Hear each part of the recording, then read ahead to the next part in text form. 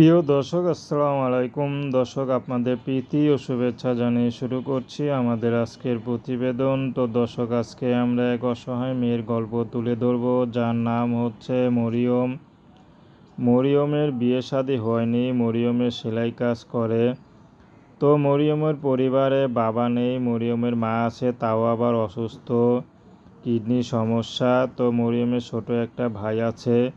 তো মরিয়মে কষ্ট করে সংসারটা ধরে রেখেছে। মরিয়মের খুব কষ্ট হয়, কিন্তু কাউকে বলতে পারে না। তার মধ্যে বিয়ের বয়স হয়েছে, বিয়ে শাদী করবে, সেই ব্যবস্থা কেউ করতে পারছে না। মরিয়ম যে বিয়ে করবে সেটা কেউ ব্যবস্থা করতে পারছে না, তার হচ্ছেও না।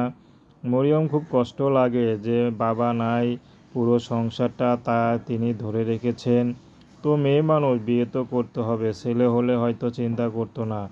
তো এখন বিয়ে যে করবে, কে করবে? কেউ আসলে যৌতুক চায়, তার মধ্যে বয়সও হয়ে যাচ্ছে। তো মরিয়ম এখন ইউটিউবে আসছে, যদি ভালো একটা মানুষ পায়, সে আর বয়স যতই হোক, মরিয়মের কোনো আপত্তি নেই। যদি মরিয়মকে ভালোবেসে কষ্টের মাঝে একটু পাশে রাখতে পারে দায়িত্ব নিয়ে, তাহলে মরিয়ম তাকে বিয়ে শাদী করতে রাজি আছে।